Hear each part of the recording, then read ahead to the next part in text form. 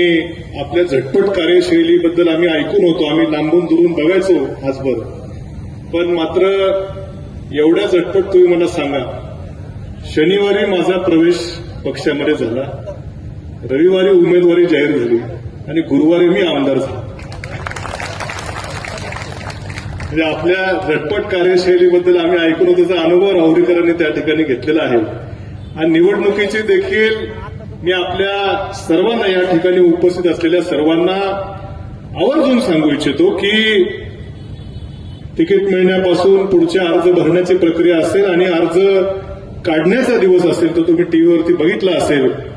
या सर्व प्रक्रियेमध्ये सर्वात सिंहाचा वाटा कुणी उचलला असेल तर तो आदरणीय विखे पाटील साहेबांनी उचललेला आहे, हे आपण सर्वांनी बघितलेलं आहे.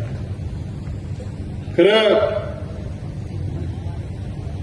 5 वर्ष विधानसभेमध्ये मी होतो, आता मी पुन्हा आलो.